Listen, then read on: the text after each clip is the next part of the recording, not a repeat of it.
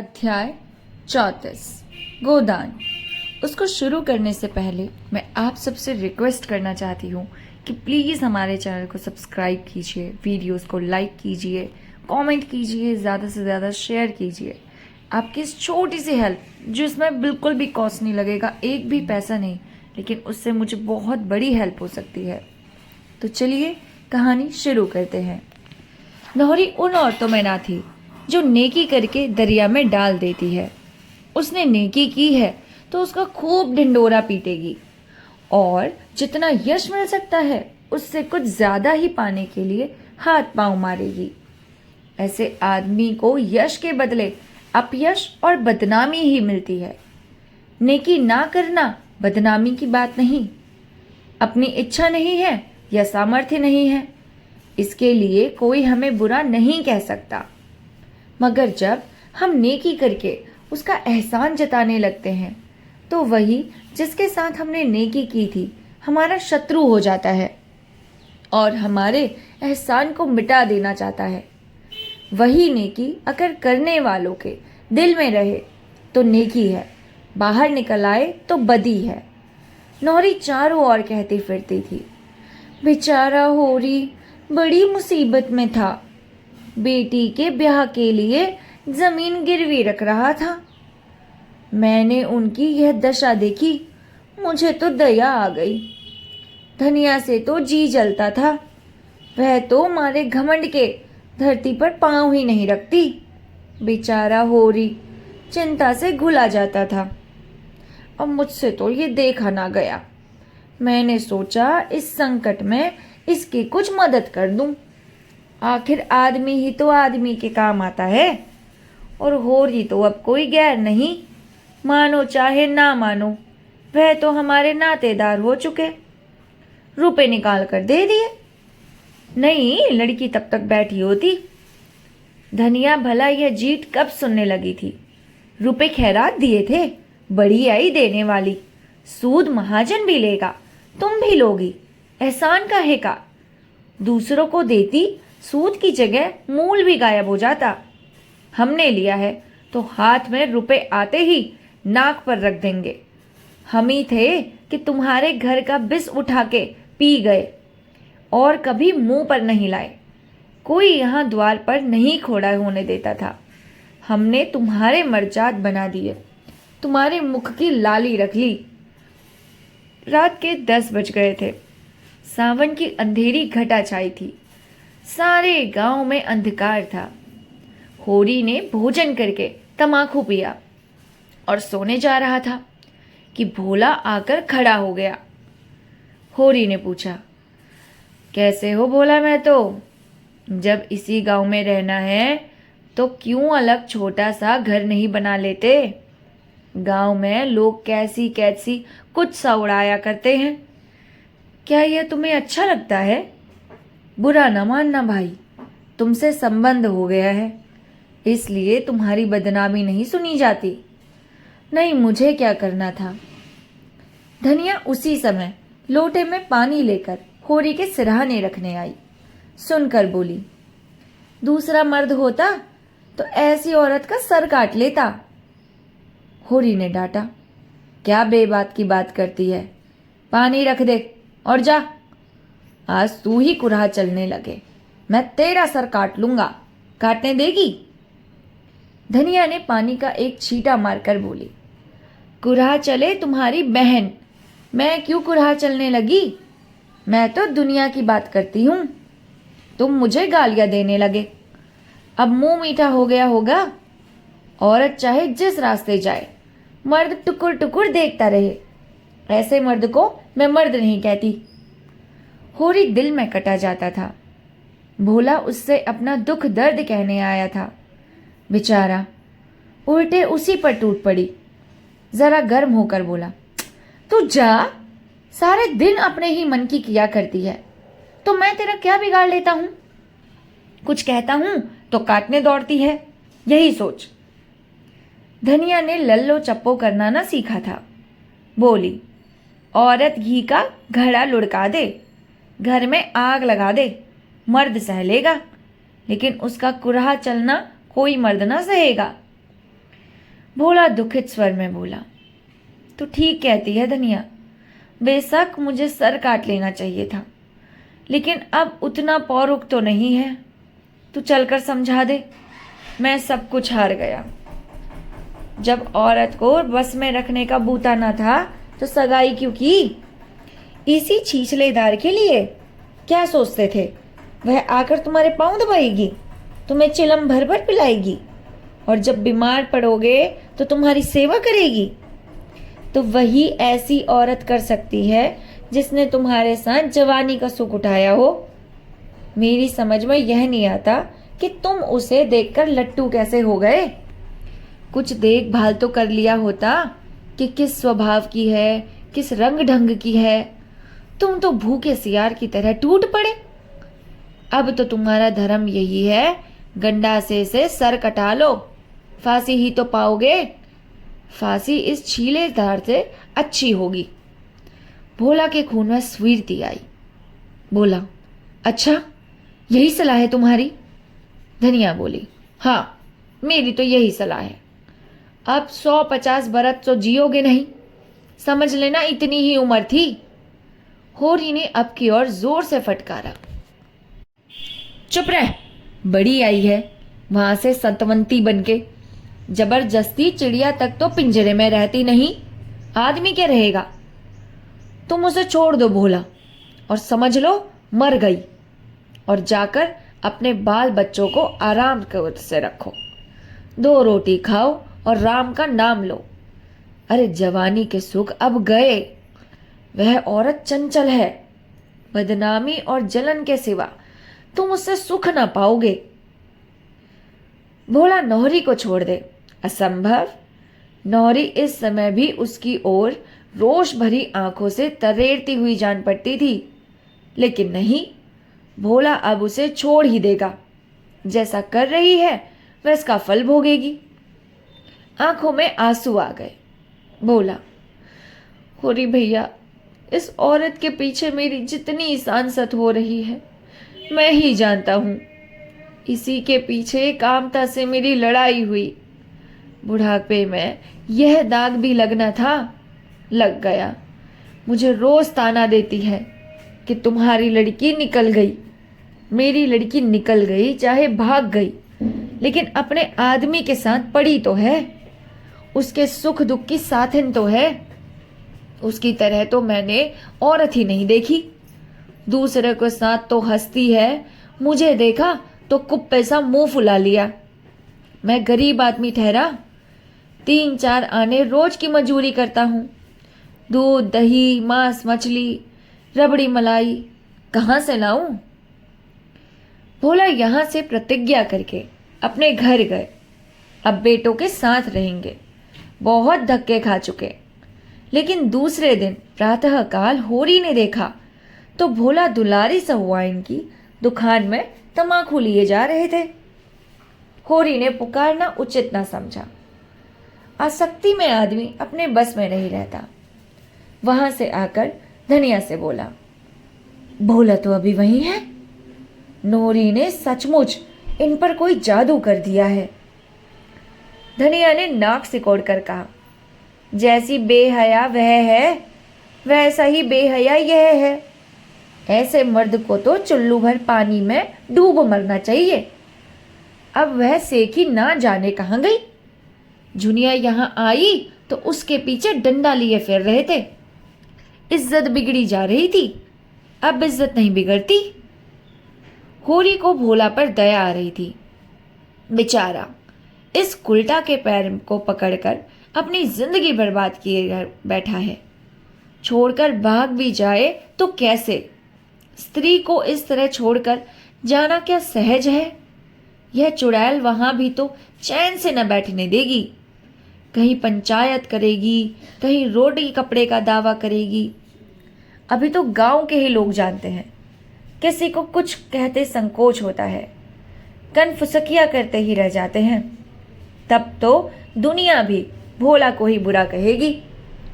लोग यही तो कहेंगे कि जब मर्द ने छोड़ दिया तो बेचारी अबला क्या करे।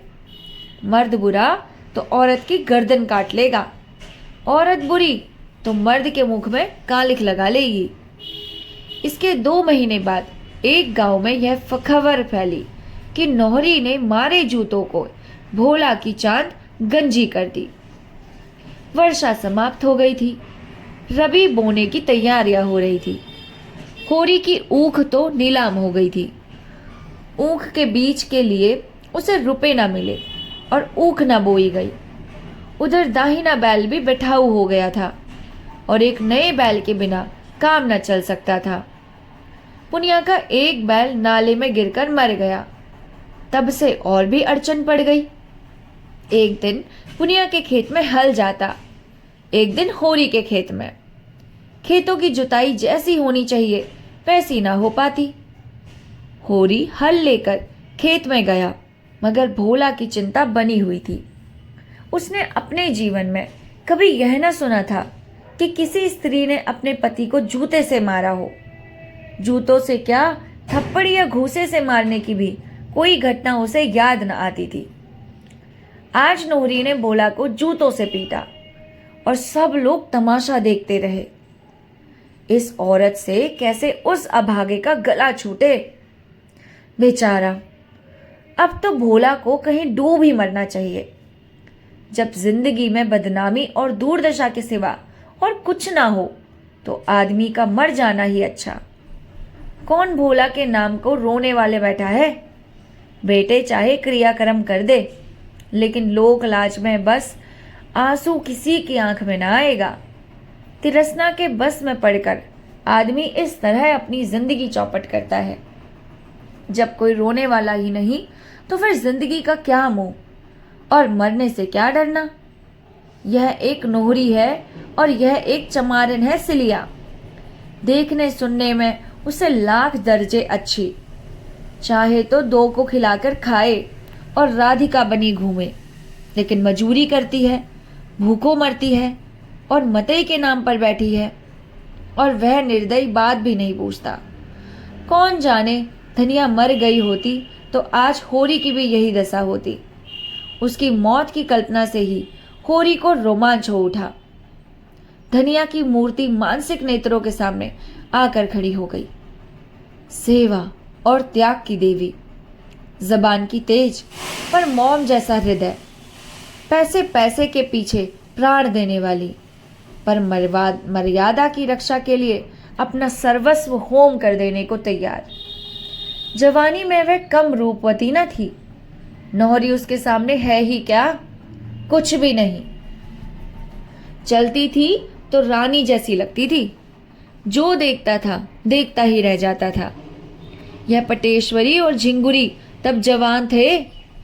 दोनों धनिया को देखकर छाती पर हाथ रख लेते थे। द्वार के 100 चक्कर लगाते थे। होरी उनकी ताक में रहता था, मगर छेड़ने का कोई बहाना ना पाता था। उन दिनों घर में खाने पीने की बड़ी तंगी थी। पाला पड़ गया था। खेतों में भूसा तक न हुआ था। लोग जड़ बेरियां खा खा कर दिन काटते थे। होरी को कहत के कैंप में काम करने जाना पड़ता था। 6 पैसे रोज मिलते थे। धनिया घर में अकेली ही रहती थी, लेकिन कभी किसी ने उसे छैला की ओर ताकते नहीं देखा। पटेश्वरी ने एक बार कुछ छेड़ की थी। उसका ऐसा मुंह तोड़ जवाब दिया कि अब तक ना भूला पटेश्वरी। सहसा उसके मातादीन और अपनी ओर आते देखा। कसाई कहीं का, कैसा तिलक लगाए हुए है, मानो भगवान का असली भक्त है। रंगा हुआ सिहार, ऐसे ब्राह्मण को पालागन कौन करे। माता दीन ने समीप आकर कहा, तुम्हारा दाहिना तो बूढ़ा हो गया होरी, अब सिंचाई में न ठहरेगा। कोई 5 साल हुए होंगे, इसे लाए। होरी ने दाएं बैल की पीठ पर हाथ रखकर कहा, कैसा 5वां या 8वां चल रहा है भाई। जी तो चाहता है इसे पेंशन दे दूं, लेकिन किसान और किसान के बेलन को जमराज ही पेंशन दे तो मिले। इसकी गर्दन पर जुआ रखते मेरा मन कचोटता है। बेचारा सोचता होगा अब भी छुट्टी नहीं, अब क्या मेरा हार जीतेगा क्या चाहता है, लेकिन अपना कोई काबू नहीं। तुम कैसे चले? अब तो जी अच्छा है। माता दीन इधर 1 महीने से मलेरिया ज्वर में पड़ा रहा था। एक दिन तो उसकी नाड़ी छूट गई थी, चारपाई से नीचे उतार दिया गया था। तब से उसके मन में यह प्रेरणा हुई थी कि सिलिया के साथ अत्याचार करने का उसे यह दंड मिला है। जब उसने सिलिया को घर से निकाला तब वह गर्भवती थी। उसे तनिक भी दया न आई। पूरा गर्भ लेकर भी वह मजबूरी करती रही। अगर धनिया ने उस पर दया न की होती तो मर गई होती। कैसी कैसी मुसीबतें झेल कर जी रही है। मजबूरी भी तो इस दिशा में नहीं कर सकती। अब लज्जित और द्रवित होकर वह सिलिया को होरी के हंसते 2 रुपए देने आया है। अगर होरी उसे वह रुपए दे दे तो वह उसका उपकार मानेगी। होरी ने कहा, तुम ही जाकर क्यों नहीं दे देते? माता दीन ने दीन भाव से कहा, मुझे उसके पास मत भेजो होरी, मैं तो कौन सा मुंह लेकर जाऊं? डर भी लग रहा है कि मुझे देखकर कहीं फटकार ना सुनाने लगे। तुम मुझ पर इतनी दया करो। अभी मुझसे चला नहीं जाता, लेकिन इसी बहाने 1 रुपए के लिए एक जजमान के पास कोस भर दौड़ आया। अपनी करनी का फल बहुत भोग चुका। इस बहमनई का बोझ अब नहीं उठाए उठता। लुक छुप कर जितना कुकर्म करो कोई नहीं बोलता, पर तच्छ कुछ नहीं कर सकते। नहीं कुल में कलंक लग जाएगा। तुम उसे समझा देना काका कि मेरा अपराध क्षमा कर दे। यह धर्म का बंधन बड़ा कड़क होता है। जिस समाज में जन्मे पले उसकी मर्यादा का पालन तो करना ही पड़ता है, और किसी जाति का धर्म बिगड़ जाए उसे कोई विशेष हानि नहीं होती। ब्राह्मण का धर्म बिगड़ जाए तो कहीं का नहीं रहता। उसका धर्म ही उसके पूर्वजों की कमाई है, उसी की रोटी खाता है। इस प्रायश्चित के पीछे हमारे 300 बिगड़ गए, तो जब बेधर्म होकर ही रहना है तो फिर कुछ करना है, प्रायश्चित करूंगा। समाज के नाते आदमी का अगर कुछ धर्म है तो मनुष्य के नाते भी उसका कुछ धर्म है। समाज धर्म पालने से समाज आदर करता है, मगर मनुष्य धर्म पालने से तो ईश्वर प्रसन्न होता है।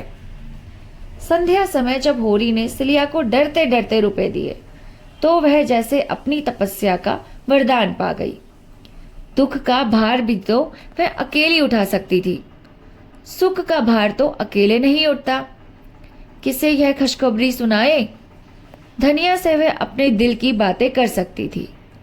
गांव में कोई और प्राणी नहीं जिससे इतनी घनिष्ठता हो। उसके पेट में चूहे दौड़ रहे थे। सोना ही उसकी सहेली थी। सिलिया उससे मिलने के लिए आतुर हो गई। रात भर सब्र कैसे करे? मन में एक आंधी सी उठ रही थी। अब वह अनाथ नहीं है। माता दीन ने उसकी बाह फिर पकड़ ली। उसके जीवन पथ में अब उसके सामने अंधेरी विकराल मुख वाली खाई नहीं है। लहलहाता हुआ हरा भरा मैदान है जिसमें झरने गा रहे हैं और हिरन कुलेले कर रहे हैं। उसका रूठा हुआ स्नेह आज उन्मुक्त हो गया है। माता दीन को उसने मन में कितना पावनी पी पी कर कोसा था। अब वह उससे क्षमादान मांगेगी। उससे सचमुच बड़ी भूल हुई और उसने सारे गांव के सामने अपमानित किया गया। वह तो चमारिन है, जात की हेठी, उसका क्या बिगड़ा? आज 10-20 लगाकर बिरादरी को रोटी दे दे, फिर बिरादरी में ले ली जाएगी। उन बेचारों का तो सदा के लिए धर्मनाश हो गया। वह मर्जात अब उन्हें फिर नहीं मिल सकता। वह क्रोध में इतनी अंधी हो गई थी कि सबसे उनके प्रेम का ढिंढोरा पीटती फिरती। उसका तो धर्म भ्रष्ट हो गया था। उन्हें तो क्रोध था ही, उसके सर पर क्यों भूत सवार हो गया? वह अपने ही घर चली जाती तो कौन बुराई हो जाती? घर में उसे कोई बांध तो न लेता। देश माता दीन की पूजा इसलिए तो करता है कि वह नेम धर्म से रहते हैं। वही धर्म भ्रष्ट हो गया तो वह क्यों ना उसका खून के प्यासे हो जाते। जरा देर पहले उसकी नजर में सारा दोष माता दीन का था और अब सारा दोष अपना था। सहृदयता से सहृदयता पैदा की। उसने बच्चे को छाती लगाकर खूब प्यार किया। अब उसे देखकर लज्जा और ग्लानि नहीं होती। वह अब केवल उसकी दया का पात्र नहीं, वह अब उसके संपूर्ण मातृ स्नेह और गर्व का अधिकारी है। कार्तिक की रुपहली चांदनी प्रकृति पर मधुर संगीत की भांति छाई हुई थी। सिलिया घर से निकली। वह सोना के पास जाकर यह सुखद संवाद सुनाएगी। अब उससे नहीं रहा जाता। अभी तो सांझ हुई है, डोंगी मिल जाएगी। वह कदम बढ़ाती हुई चली। नदी पर आकर देखा तो डोंगी उस पार थी। वह माझी का कहीं पता नहीं। चांद घुलकर जैसे नदी में बहा जा रहा था। वह एक क्षण खड़ी सोचती रही, फिर नदी में घुस पड़ी। नदी में कुछ ऐसा ज्यादा पानी तो था, क्या होगा? उस उल्लास के सागर के सामने वह नदी क्या चीज थी? पानी तो पहले घुटनों तक था, फिर कमर तक आया और अंत में गर्दन तक पहुंच गया। सिलिया डरी, कहीं डूब न जाए, कहीं कोई गड्ढा न पड़ जाए, पर उसने जान पर खेलकर पांव आगे बढ़ाया। अब वह मझधार में है। मौत उसके सामने नाच रही है, मगर वह घबराई नहीं। उसे तैरना आता है। लड़कपन में इसी नदी में कितनी बार तैर चुकी है। खड़े खड़े नदी को पार कर चुकी है। फिर भी उसका कलेजा धक धक कर रहा है, मगर पानी कम होने लगा। अब कोई भय नहीं। उसने जल्दी जल्दी नदी पार की और किनारे पहुंचकर अपने कपड़े का पानी निचोड़ा और शीत से कांपती आगे बढ़ी। चारों ओर सन्नाटा था। गीदड़ों की आवाज भी न सुन पाई और सोना के मिलने की मधुर कल्पना उसे उड़ाए लिए जाती थी। मगर उस गांव में पहुंचकर उसे सोना के घर जाते हुए संकोच होने लगा। मथुरा क्या कहेंगे, उसके घर वाले क्या कहेंगे? सोना भी बिगड़ेगी कि इतनी रात गए तो क्यों आई। देहातों में दिन भर के थके मांदे किसान सारे शाम ही सो जाते हैं। सारे गांव में सोता पड़ गया था। मथुरा के घर के द्वार बंद थे। सिलिया किवाड़ न खुलवा सकी। लोग इस भेष में देखकर क्या कहेंगे? वही द्वार पर अलाव में अभी आग चमक रही थी। सिलिया अपने कपड़े सेकने लगी। सहसा किवाड़ खुला और मथुरा ने बाहर निकलकर पुकारा, अरे कौन बैठा है अलाव के पास? सिलिया ने अंचल सर पर खींच लिया और समीप आकर बोली, मैं हूं सिलिया। सिलिया, इतनी रात गए कैसे आई? सब कुशल है? हाँ, सब कुशल है। जी घबरा रहा था, सोचा सबसे भेंट करती आऊं। दिन को तो छुट्टी ही नहीं मिलती। तो क्या नदी तहा कर आई है? और कैसे आती, पानी कम न था। मथुरा उसे अंदर ले गया। बरोठे में अंधेरा था। उसने सिलिया का हाथ पकड़कर अपनी ओर खींचा। सिलिया ने झटके से हाथ छुड़ा लिया और रोष से बोली, देखो मथुरा, छेड़ोगे तो मैं सोना से कह दूंगी। तुम मेरे छोटे बहनोई हो, यह समझ लो। मालूम होता है सोना से मन नहीं पटता। मथुरा ने उसकी कमर में हाथ डालकर कहा, तुम बहुत निठुर हो सिल्लो। इस बखत कौन देखता है? क्या इसलिए सोना से सुंदर हूं? अपने भाग नहीं बखानते हो कि ऐसी इंदर की परी पा गए। अब भौरा बनने का मन चला। उससे कह दूं तो तुम्हारा मुंह ना देखे। मथुरा लंपट नहीं था। सोना से उसे प्रेम भी था। इस वक्त अंधेरा और एकांत और सिलिया का यौवन देखकर उसका मन चंचल हो उठा था। यह तंबीह पाकर होश में आ गया। सिलिया को छोड़ता हुआ बोला, तुम्हारे पैर पड़ता हूं सिल्लो, उससे ना कहना। अभी जो सजा दो दे दो। सिल्लो को उस पर दया आ गई। धीरे से उसने मुंह पर चंपत जमाकर बोली, इसकी सजा यही है कि फिर मुझसे शरारत ना करना, ना किसी और से करना, नहीं तो सोना तुम्हारे हाथ से निकल जाएगी। मैं कसम खाता हूं सिल्लो, अब कभी ऐसा ना होगा। उसकी आवाज में याचना थी। सिल्लो का मन आंदोलित होने लगा। उसकी दया सरस होने लगी। और जो करो तो तुम जो चाहे करना। सिल्लो का मुंह उसके मुंह के पास आ गया। दोनों की सांस और आवाज और देह में कंपन हो रहा था। सहसा सोना ने पुकारा, किससे बात करते हो वहां? सिल्लो पीछे हट गई। मथुरा आगे बढ़कर आंगन में आ गया और बोला, सिल्लो तुम्हारे गांव से आई है। सिल्लो भी पीछे पीछे आंगन में आकर खड़ी हो गई। उसने देखा सोना यहाँ कितने आराम से रहती है। उसारी में खाट है, उस पर सजनी का नर्म बिस्तर बिछा हुआ है, बिल्कुल वैसा ही जैसा माता दीन की चारपाई पर बिछा रहता था। तकिया भी है, लिहाफ भी है। खाट के नीचे लोटे में पानी रखा हुआ है। आंगन में जोटसन्ना ने आईना सा बिछा रखा है।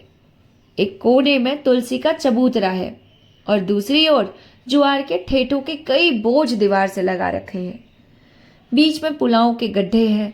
समीप ही ओखल है जिसके पास कूटा हुआ धान पड़ा है। खपरैल एक लौकी की बेल चढ़ी हुई है और कई लौकियां ऊपर चमक रही हैं। दूसरी ओर की ओसारी में एक गाय बंधी हुई है। इस खंड में मथुरा और सोना सोते हैं और दूसरे खंड में होंगे लोग। सिलिया ने सोचा, सोना का जीवन कितना निष्ठुर है। सोना उठकर आंगन में आ गई, मगर सिल्लो से टूटकर गले नहीं मिली। सिल्लो ने समझा शायद मथुरा के खड़े रहने के कारण सोना संकोच कर रही है, या कौन जाने उसे अब अभिमान हो गया हो। सिल्लो चमारन से गले मिलने में अपना अपमान समझती हो। उसका सारा उत्साह ठंडा पड़ गया। इस मिलन से हर्ष के बदले उसे ईर्ष्या हुई। सोना का रंग कितना खुल गया है और देह कैसी कंचन की तरह निखर आई है। गठन भी सुडौल हो गया है। मुख पर गृहिणीत्व की गरिमा के साथ युवती की साहस छवि भी है। सिल्लो एक क्षण के लिए जैसे मंत्र मुग्ध सी खड़ी ताकती रही। यह वही सोना है जो सूखी सी देह लिए झोंटे खोले इधर उधर दौड़ा करती थी। महीनों सर में तेल न पड़ता था, फटे चिथड़े लपेटे फिरती थी। आज अपने घर की रानी है। गले में हंसुली और हुमेल है, कानों में करफूनन और सोने की बालियां, हाथों में चांदी के चूड़े और कंगन, आंखों में कांचल है, मांग में सिंदूर। सिलिया के जीवन का स्वर्ग यही था और सोना को वहां देखकर वह प्रसन्न न हुई। इसे कितना घमंड हो गया। कहां सिलिया के गले में बाहें डाले घास छिलने जाती थी और आज सीधे ताकती भी नहीं। उसने सोचा था सोना उसके गले लिपटकर जरा सा रोएगी, उसे आदर से बिठाएगी, उसे खाना खिलाएगी और गांव और घर की सैकड़ों बातें पूछेगी, अपने नए जीवन के बारे में बताएगी। हर एक मधुर मिलन की बातें होगी। आखिर सोना ने रूखे स्वर में पूछा, इतनी रात को कैसे चली आई सिल्लो? सिल्लो ने आंसुओं को रोकने की चेष्टा करके कहा, तुमसे मिलने को जी चाहता था, बहुत दिन हो गए, भेंट करने चली आई। सोना का स्वर और कठिन हुआ, लेकिन आदमी किसी के घर जाता है तो दिन को, इतनी रात गए? वास्तव में सोना को उसका आना बुरा लग रहा था। वह समय उसकी प्रेम क्रीड़ा और हरास व्रास का था। सिल्लो ने उसमें बांधक होकर जैसे उसके सामने से परोसी हुई थाली खींच ली थी। सिल्लो निसंग सी होती हुई ताक रही थी। धरती क्यों नहीं फट जाती, वह उसमें समा जाए। इतना अपमान उसने अपने इतने ही जीवन में बहुत अपमान सहा था, बहुत दुर्दशा देखी थी, लेकिन आज यह फांस जिस तरह उसके अंतरकरण में चुभ गई, वैसी कभी कोई बात ना चुभी थी। गुड़ घर के अंदर मटकों में बंद रखा हो तो कितना ही मूसलाधार पानी बरसे, कोई हानि नहीं होती, पर जिस वक्त वह धूप में सूखने के लिए बाहर फैलाया गया हो, उस वक्त तो पानी का एक छींटा भी उसका सर्वनाश कर देगा। सिलिया के अंतःकरण की सारी कोमल भावनाएं इस वक्त मुंह खोले बैठी हुई थी कि आकाश से अमृत बरसा होगा। वर्षा क्या, अमृत के बदले विष, और सिलिया के रोम रोम में दौड़ गया। सर्पदंश के समान लहरें आई। घर में उपवास करके सो रहना और बात है, लेकिन पतंग से उठा दिया जाना तो डूब मरने की ही बात है। सिलिया को यहाँ एक क्षण ठहरना भी असहाय हो गया, जैसे कोई उसका गला दबाए हुए हो। वह कुछ ना पूछ सकी। सोना के मन में क्या है वह भाप रही थी। वह बाबी में बैठा हुआ सांप कहीं बाहर ना निकल आए, इसके पहले ही वह वहां से भाग जाना चाहती थी। कैसे भागे, क्या बहाना करे, उसके प्राण क्यों नहीं निकल जाते। मथुरा ने भंडारे की कुंजी उठा ली थी और सिलिया के जलपान के लिए कुछ निकाले लाए। कर्तव्य विमूढ़ सा खड़ा था। इधर सिल्लो की सांस टंगी हुई थी, मानो सर पर तलवार लटक रही हो। सोना की दृष्टि में सबसे बड़ा पाप किसी पुरुष का पर स्त्री और स्त्री का पर पुरुष की ओर ताकना था। इस अपराध के लिए उसके यहाँ कोई क्षमा न थी। चोरी, हत्या, जाल, कोई अपराध इतना भीषण न था। हंसी दिल्लगी को वह बुरा न समझती थी अगर खुले रूप में हो। लुके छुपे की हंसी दिल्लगी को वह हेय समझती थी। छुटपन से ही वे बहुत सी रीति की बातें जानने और समझने लगी थी। होरी को जब कभी हाट से घर आने में देरी हो जाती तो धनिया को पता लग जाता था कि वह दुलारी सहुआइन की दुकान पर गया है, चाहे तंबाकू लेने ही क्यों ना गया हो। तो वह कई कई दिन तक होरी से बोलती ना थी और ना घर का काम करती थी। एक बार इसी बात पर वह अपने नैहर भाग गई थी। यह भावना सोना में और तीव्र हो गई। जब तक उसका विवाह ना हुआ वह भावना इतनी बलवान न थी, पर विवाह हो जाने के बाद तो उसने व्रत का रूप धारण कर लिया। ऐसी स्त्री पुरुषों की अगर खाल भी खींच ली जाती तो उसे दया न आती। प्रेम के लिए दाम्पत्य के बाहर उसकी दृष्टि में कोई सांपत्य न था। स्त्री पुरुष का एक दूसरे के साथ जो कर्तव्य है, इसी को वह प्रेम समझती थी। फिर सिल्लो ने उसका बहन का नाता था। सिल्लो को वह प्यार करती थी, उस पर विश्वास करती थी। वही सिल्लो आज उससे विश्वासघात कर रही है। मथुरा और सिल्लो में अवश्य ही पहले से साठगांठ होगी। मथुरा उसे नदी के किनारे या खेतों में मिलता होगा और आज वह इतनी रात गए नदी पार करके इसीलिए आई है। अगर उसने इन दोनों की बातें न सुन ली होती तो उसे खबर तक न होती। मथुरा ने प्रेम मिलन के लिए यही सबसे अच्छा समय समझा होगा। घर में सन्नाटा जो है, उसका हृदय सब कुछ जानने के लिए विकल हो रहा था। वह सारा रहस्य जान लेना चाहती थी जिसमें अपनी रक्षा के लिए कोई विधान सोच सके। और यह मथुरा यहाँ क्यों खड़ा है? क्यों वह उसे कुछ बोलने भी ना देगा? उसने रोष से कहा, तुम बाहर क्यों नहीं जाते या यहीं पहरा देते रहोगे? मथुरा बिना कुछ कहे बाहर चला गया। उसके प्राण सूखे जाते थे कि कहीं सिल्लो सब कुछ कह न डाले, और सिल्लो के प्राण सूखे जाते थे कि अब वह लटकती हुई तलवार सर पर गिरना चाहती है। तब सोना ने बड़े गंभीर स्वर में सिल्लो से पूछा, देखो सिल्लो, मुझे साफ साफ बता दो, नहीं मैं तुम्हारे सामने यही अपनी गर्दन पर गंडासा मार लूंगी। फिर तुम मेरी सौत बनकर राज करना। देखो गंडासा वहां सामने पड़ा है। एक म्यान में दो तलवारें नहीं रह सकती। उसने लपक कर सामने आंगन में से गंडासा उठा लिया और उसे हाथ में लिए। फिर बोली, यह मत समझना कि मैं खाली धमकी दे रही हूं। क्रोध में मैं क्या कर बैठूं नहीं कह सकती। साफ साफ बता दे। सिलिया कांप उठी। एक एक शब्द उसके मुंह से निकल पड़ा मानो ग्रामोफोन की आवाज हो। वह एक शब्द भी न छुपा सकी। सोना के चेहरे पर भीषण संकल्प खेल रहा था, मानो खून सवार हो। सोना ने उसकी ओर बर्छी की सी चुभने वाली आंखों से देखा और मानो कटार का आघात करती हुई बोली, ठीक ठीक कहती हो? बिल्कुल ठीक, अपने बच्चे की कसम। कुछ छुपाया तो नहीं? अगर मैंने रत्ती भर भी छुपाया हो तो मेरी आंखें फूट जाएं। तुमने उस पापी को लात क्यों नहीं मारी? उसे दांत से काट क्यों नहीं लिया? उसका खून क्यों नहीं पी लिया? चिल्लाई क्यों नहीं? सिल्लो क्या जवाब दे? सोना ने उन्मादनी की भांति अंगारे की सी आंखें निकाल कर कहा, बोलती क्यों नहीं? क्यों तूने उसकी नाक दांतों से नहीं काट ली? क्यों नहीं दोनों हाथों से उसका गर्दन दबा दिया? तब मैं तेरे चरणों पर सर झुकाती। अब तो तुम मेरी आंखों में हरजाई हो, निरी बेसवा। अगर यही करना था तो माता दीन का नाम क्यों कलंकित कर रही थी? क्यों किसी के सर बैठ नहीं जाती? क्यों अपने घर नहीं चली गई? यही तो तेरे घर वाले चाहते थे। तू ऊपले और घास लेकर बाजार जाती, वहां से रुपए लाती और तेरा बाप बैठा उसी रूप की ताड़ी पीता। फिर क्यों उस ब्राह्मण का अपमान कराया? क्यों उसकी आबरू में बट्टा लगाया? क्यों सतवंती बनी बैठी हो? जब अकेले नहीं रहा जाता तो क्यों किसी से सगाई नहीं कर लेती? क्यों नदी तालाब में डूब नहीं मरती? क्यों दूसरों के जीवन में विष घोलती हो? आज मैं तुझसे कह देती हूं कि अगर इस तरह की बात फिर हुई और मुझे पता लगा तो हम तीनों में से एक भी जीते ना रहेंगे। बस अब मुख में कालिख लगा कर जाओ। आज से मेरे और तुम्हारे बीच में कोई नाता नहीं रहा। सिल्लो धीरे से उठी और संभल कर खड़ी हुई। जान पड़ा उसकी कमर टूट गई है। एक क्षण साहस बटोरती रही, किंतु अपनी सफाई में कुछ सूझ न पड़ा।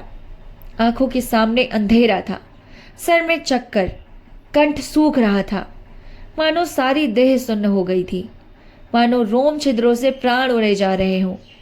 एक एक पग इस तरह रखती हुई मानो सामने गड्ढा है, वह बाहर आई और नदी की ओर चली। द्वार पर मथुरा खड़ा था। बोला, इस वक्त कहाँ जाती हो सिल्लो? सिल्लो ने कोई जवाब ना दिया। मथुरा ने फिर ना पूछा। वही रुपहली चांदनी अभी भी छाई हुई थी। नदी की लहरें अब भी चांद की किरणों में नहा रही थी और सिल्लो विक्षिप्त सी स्वप्न छाया की भांति नदी में चली जा रही थी। यह कहानी यहीं पर खत्म होती है। मिलते हैं आपसे कहानी के नेक्स्ट पार्ट के साथ। तब तक के लिए नमस्कार।